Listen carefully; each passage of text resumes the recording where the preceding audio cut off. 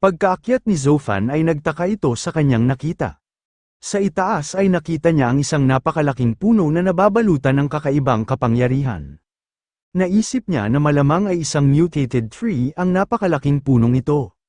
Nagulat si Zofan noong makita nito na parang may mga lumilipad sa palibot ng mahiwagang puno. Napapalibutan pala ang nasa harapan niyang mutated tree ng napakaraming malalakas at lumilipad na mga halimaw na tinatawag na eagle fox. Naisip ni Zofan na mukhang may pinoprotektahan nga raw doon ang mga eagle fox, malamang nga raw na ito rin ang dahilan kung bakit nagkakagulo-gulo doon ang mga napapadpad na halimaw sa loob ng kuweba. Napaisip din si Zofan kung isa ba raw alien artifact ang pinoprotektahan ng mga ito. Kinabahan si Zofan noong makaramdam siya ng napakalakas na aura mula sa likod ng puno. Naisip ni Zofan na mas nakakakilabot pa nga raw ang aurang ito kung ikukumpara sa nakaharap nilang Moonblade Steelfur Wolf King. Napapaisip din si Zofan kung isa ba raw warlord rank monster ang halimaw na naramdaman niya sa likod ng napakalaking mutated tree. Nagpasya na si Zofan na bumalik pa ibaba dahil isa pa nga lang daw siyang intermediate Starfall warrior at hindi pa raw niya kakayanin na labanan kung anumang halimaw ang nasa likod ng napakalaking mutated tree. Kinaumagahan ay nagsimula ng magbalikan sa loob ng Ghost Rain Mountain Camp entrance ang mga sumaling partisipante. Nagbalik na sila doon dahil matatapos na ang oras ng nagaganap na joint operation. Sa loob ng kampo ay makikita ang isang malaking screen kung saan nakalagay ang mga pangalan ng nakakuha ng malaking bilang ng operation points. Sa isang silid ay magkakasama ang tatlong naglalakihang personalidad ng lungsod ng Jining City. Sinabi ng Ghost Rain Military Base Chief Instructor na si Wei Chenshan na sa ngayon nga raw ay 526 ang nakuha na nangunguna sa joint operation. Iniisip niya nga raw kung may partisipante ba raw ngayon ang makakagawa ng panibagong record. Sinabi ni Li Zhang na sa nagdaang 2 taon nga raw ay napakaraming umusbong na mahuhusay na Starfall warrior mula sa military. Kaya sa palagay niya nga raw ay sa military base ni na Wei Chenshan magmumula ang makakakuha ng first place sa nagaganap na joint operation. Naisip naman ni Wei Chenshan na siya naman daw ngayon ang binobola ng tusong si Li Zhang. Isa-isa na ring nagdatingan ang mga sikat na kalahok na sumali sa joint operation. Nasa camp entrance na rin si Jizon na miyembro ng Jining City's military. Nasa edad ito ng 25 taon at isang advanced Starfall warrior. Naroon na rin ang mayabang na si Li Hangwu na nagmula sa angkan ng Li family. Naging usap-usapan sa bibig ng mga kalahok na malamang daw ay makapasok sina Jizon at Li Hangwu sa top 10 ng kanilang joint operation. Nagdedebate rin ang mga ito kung sino raw sa dalawa ang makakakuha ng pinakamaraming points, at kung may makakagawa ba raw sa mga ito ng bagong record. Pumapasok na rin sa gate ng camp entrance ang kumakain na naman na si Pu Pan at ang bida natin na si Zofan. Sinabi ni Pu Pan na pinagod niya raw ng sobra ang kanyang sarili kaya namamayat na raw siya. Biniro naman ito ni Zofan na parang wala naman daw pinag-iba ang katawan nito. Pumila na ang mga bagong dating na kalahok upang mabilang na kung ilan ang nakuha nilang operation points. Sinabi ni Pu Pan na halos muntikan na nga raw silang hindi umabot. Sumagot naman si Zofan na mabuti na lang daw at nag-iwan sa kanila ng malaking regalo ang nakalaban nilang kambal. Nakakuha nga raw siya sa grupo ng mga ito ng isang monster restraining rope at 2 E-rank swords. Kaya nga rin lang daw sila umabot ay nang dahil sa ginamit niyang panglambitin sa mga puno ang nakuha niyang monster restraining rope. Sinabi ni Pu Pan kay Zofan na ang cool guy raw na itim ang buhok at may hawak na espada ay si Jizon, ang mayabang naman daw na nasa unahan ay si Li Hangwu. Ipinaalam din ni Pu Pan na kinikilala nga rin daw si Jizon bilang isang genius ng Jining City's military. Gumagamit nga raw ito ng mga group attack techniques, kaya sanay itong makipaglaban sa mga halimaw na magkakasama. Isa nga raw ito sa mga kalahok na maaaring makakuha ng first place. Nagsigawan ng mga taga-suporta ni Jizon noong bibilangin na kung ilan ang nakuha nitong operation points. Nainis naman si Li Hangwu dahil nasasapawan siya ni Jizon. Mas lalo pa itong nainis noong sabihin ng isa niyang tauhan na hindi pa raw nila nakukontak ang grupo ng kambal, baka nga raw may masama nang nangyari sa mga ito. Sinabi ni Li Hangwu na kahit pa nga raw may masama na nangyari sa kambal ay dapat dinala pa rin nila pabalik ang mga nakuha nilang materyales. Kapag natalo nga raw siya kay Jizon nang dahil sa mga ito ay bubuhayin niya raw ulit ang kambal at siya mismo ang papatay sa mga ito. Umabot ng 746 ang operation points na nakuha ni Jizon. Sa ngayon ay hawak na nito ang ikaunang pwesto sa points leaderboard. Namangha ang ibang mga kalahok sa taas ng total points ni Jizon. Sinabi ng isang kalahok na ang pinakamataas nga raw na record sa lahat ng nagdaang operation points ay 817. Iyon pa nga lang daw ang unang pagkakataon na may nakalampas ng 800 points. Kaya malamang nga raw na si Jizon na ang manalo sa joint operation na ito. Nakaramdam ng kaunting inis si Lee Hang-woo habang nakikinig sa mga papuri na sinasabi ng ibang kalahok tungkol kay Jizon. Mabuti na nga lang daw at nakapaghanda siya ng magandang plano sa joint operation na ito. Hindi niya man daw nakuha ang hawak na points ng kambal pero marami na rin naman daw siyang nakuhang points sa ibang grupo. Nagyabang si Lee Hang-woo at inihagis sa tagatingin ang dala niyang bag.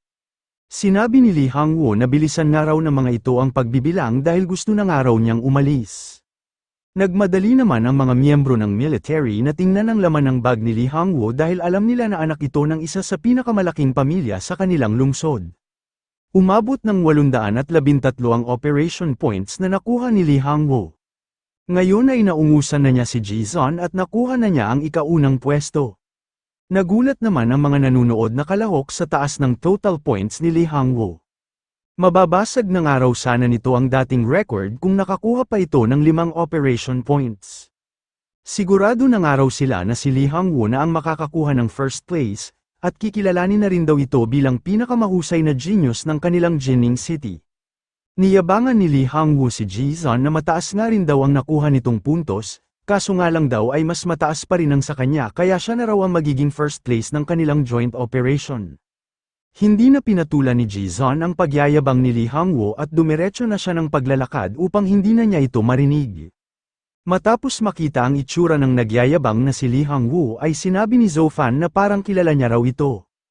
Naalala ni Zhou Fan nung nahuli niya noon ang batang si Lee Hang-woo na binubugbog ang isang bata kasama ang kanyang mga kagrupo. Pagkasumbong ni Zhou Fan sa kanyang ama na si Zhu Hui ay agad na humingi ng pasensya si Lee Zhang sa ginawa ng kanyang anak. Pinagpatuloy ni Lee Hang-woo ang pagyayabang nito at sinabi na magsilapit na raw doon ang mga kalahok na hindi pa nabibilang ang mga dalang materyales para raw matapos na sila at nang makaligo na raw siya sa kanila. Natatawa naman si Zhou Fan sa kayabangan ni Lee Hang-woo gayong 813 operation points lang naman daw pala ang nakuha nito. Sunod naman na iniabot ni Pupan ng bag nito upang mabilang na rin kung ilan ang kanyang nakuha. Nagulat naman ang mga nagtitingin ng materyales sa nilalaman ng bag ni Pupan. Habang nagbibilang ay hindi sila makapaniwala na nagawang makapatay ni Pupan ng ganoon karaming halimaw. Nagtanong si Pupan kung may problema ba raw ang mga ito sa mga dala niyang materyales. Naisip ni Pupan na binahagihan nga raw siya ni Zhou Fan mula sa mga materyales na nakuha nila sa mga nakalaban nilang grupo. Namangha rin ang mga nanunood na kalahok sa dami ng dala ni Pupan. Muntik na nga raw nilang makalimutan na kasali rin pala doon ang anak ng Mercenary Guild President na si Pu Hao. Nananabik ang mga nanunood na malaman kung ilan ba ang points na makukuha nito. Nagulat naman si Lee Hang-woo noong makita nito na nasa maayos na kalagayan si Pupan. Pinahabol na niya nga raw ito sa mga tauhan niya, mukhang ito nga rin daw ang dahilan kung bakit hindi na nila na-contact ang grupo ni Lee Chi at Lee Ching. Nakita ni Pupan ang itsura ng mukha ni Lee Hang-woo habang nakatingin sa kanya. Nagtanong siya kung nadismaya ba raw ito na makita na maayos at ligtas siyang nakabalik. Sumagot naman si Lee Hang-woo na ano naman daw ang pakialam niya kung mabuhay o mamatay man si Pupan. Pero hindi raw siya makapaniwala na makakakuha ito ng ganoon karaming materyales. Sa lagay nga raw nito ay parang ilang araw din itong sugatan. Sinabi ni Pupan na manahimik na raw muna si Lee Hang-woo. Dahil mas lalo nga raw itong hindi makakapaniwala kapag nalaman na nito kung gaano karami ang kanyang operation points.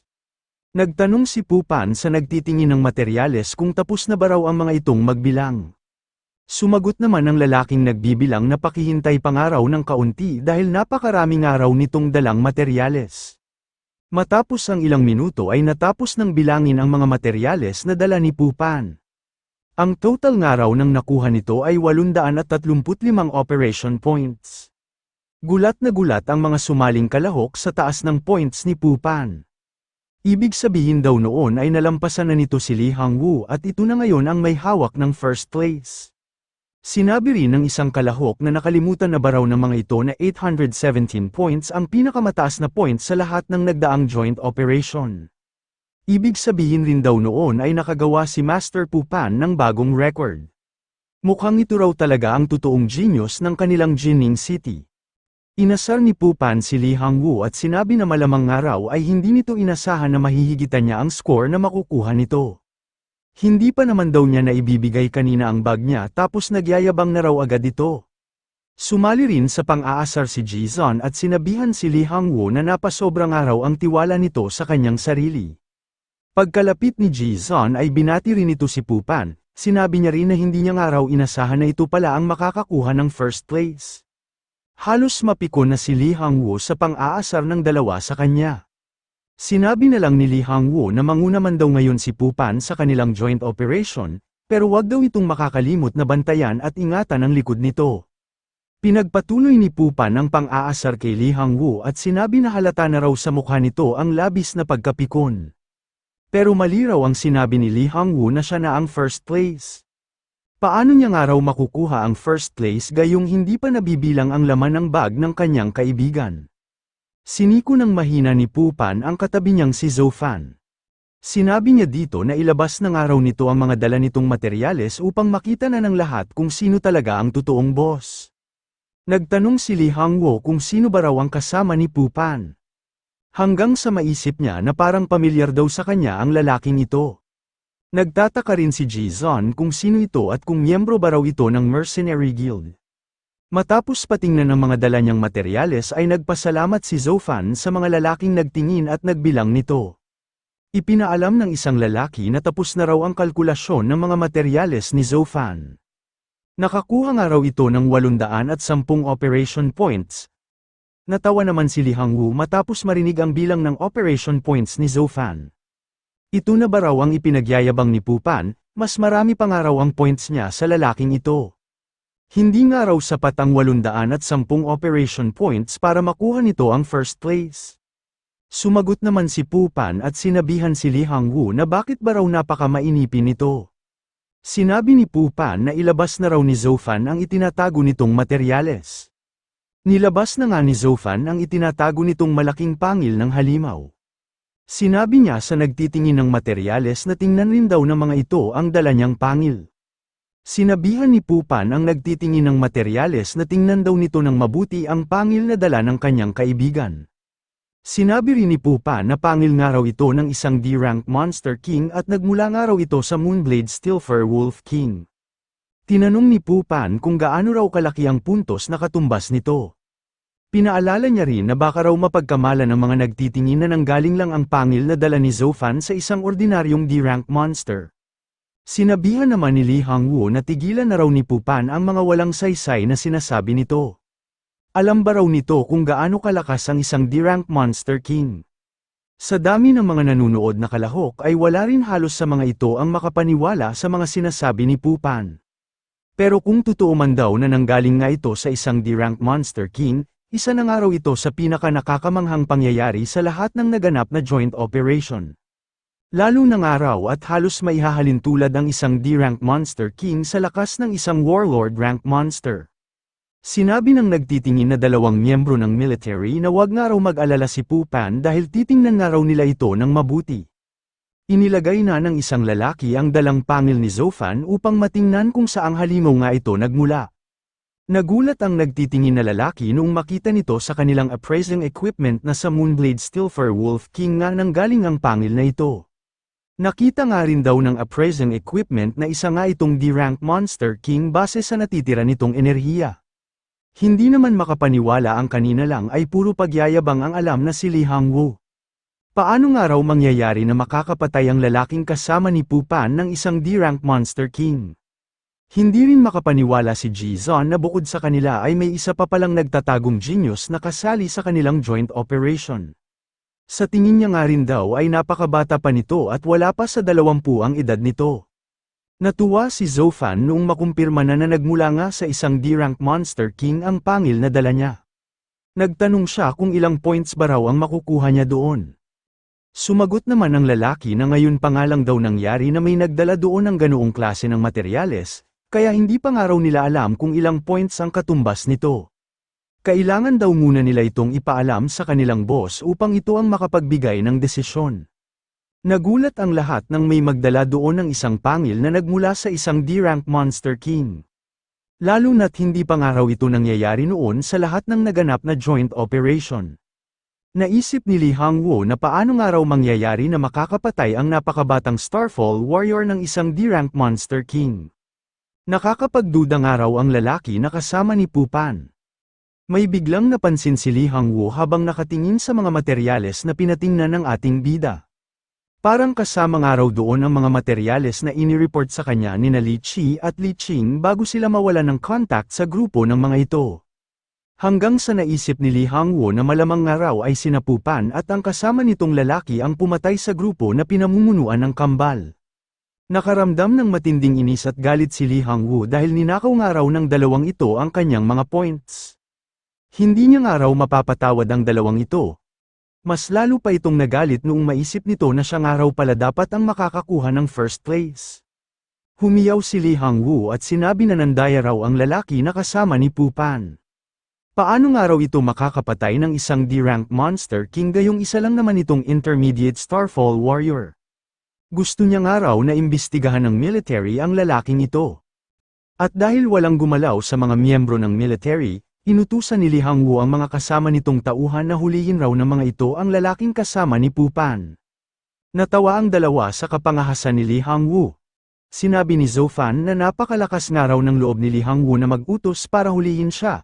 At talagang sa military base pa nga raw nito ginawa. Agad na ginamit ni Zhou Fan ang kanyang perception skill bilang paghahanda. Kapag nga raw lumapit ang mga ito sa kanya ay ibubuhos niya ang buo niyang lakas gamit ang kanyang sandata na Bone Piercer at skill na Willow Blossom Flash. Mukhang magagawa niya raw patayin ang mga ito kahit pa Advanced Starfall Warrior ang ilan sa mga tauhan ni Lee Hang-woo. Kung hindi niya man daw mapatay ang mga ito ay sisiguraduhin niya na uuwi ang mga ito ng lumpo. Naisip ni Zhou Fan na uunahin niya nga raw ang paghihiganti niya sa mayabang na si Lee Hang-woo. Nakaramdam naman ng takot si Lee Hang-woo habang nakatingin sa kanya ang ating bida. Bakit nga raw nakakaramdam siya ng nakakakilabot na aura mula sa lalaking ito? Unti-unti nang inaalis ni Zhou Fan ang kanyang sandata sa loob ng kaluban. Hanggang sa may bigla na lang bumagsak sa pagitan ni Zhou Fan at ng grupo ni Lee Hang-woo. Takot na takot ang mga tauhan ni Lee Hang-woo kung ano na ang nangyayari. Ang bagay na bumagsak sa pagitan ng magaganap na kaguluhan ay isang makapangyarihang Starfall weapon. Mula sa makapal na usok at alikabok ay nakaramdam si Zhou Fan ng presensya ng mga warlord. Nagmula ang mga presensyang ito sa Ghost Rain Military Base Chief Instructor na si Wei Chenshan at sa dalawa pa nitong kasama. Nakilala rin ng iba ang mga bigating personalidad na kasunod ni Wei Chenshan. Kasunod nga rin daw nito ang Jining Mercenary Guild President na si Pu Hao at ang Lee Family Patriarch na si Lee Zong. Nagulat ang mga tao na nasa camp entrance noong makita ng mga ito ang mga kinikilalang Free Great Warlord Masters. Naisip ni Zhou Fan na sapat na nga raw ang natitirang aura ni Wei Chenshan sa spear nito upang mapaatras siya. Nakaramdam si Zhou Fan ng pagkamangha dahil ganoon daw pala ang lakas ng isang warlord rank warrior. Napansin ni Zhou Fan na isa pala sa mga dumating doon ang matanda at ang walang utang na loob na si Lee Zong. Napaisip naman si Lee Zong na parang pamilyar daw sa kanya ang lalaki na kasama ni Pupan. Binalaan ni Wei Chenshan ang lahat, at sinabi na mahigpit daw na ipinagbabawal sa Ghost Rain Military Base ang paglalaban ng dahil lang sa personal na alitan. Kung sino man daw ang magtangkang sumuway ay babarilin na agad nila sa kinatatayuan. Lumapit si Lee Hang-woo sa Chief Instructor at sinabi na nandaya raw ang lalaki na kasama ni Pupan. Imposible nga raw na makapatay ito ng isang D-rank Monster King, kaya gusto niya nga raw itong paimbestigahan. Nagduda rin si Wei Chenshan kung paano nga raw makakapatay ng isang D-rank Monster King ang isang intermediate Starfall Warrior. Mukhang may katwiran nga raw si Lee Hang-woo at kinakailangan nga raw itong imbestigahan. Nagtaka naman si Pupan kung bakit sumasang-ayon kay Lee Hang-woo ang kanilang chief instructor na si Wei Chenshan. Sa pagkakaalam niya nga raw ay hindi rin ganoon kaganda ang relasyon ni Chief Instructor Wei Chenshan sa angkan ng Li family, at madalas na magsaksakan ang mga ito ng patalikod. Natuwa naman si Li Hangwu dahil nakumbinsi nito si Wei Chenshan. Kapag nga raw nag-imbestiga na ang mga ito ay mapapatunayan niya na nandaya nga ang lalaki na kung tawagin ni Pu Pan ay Zhou Fan.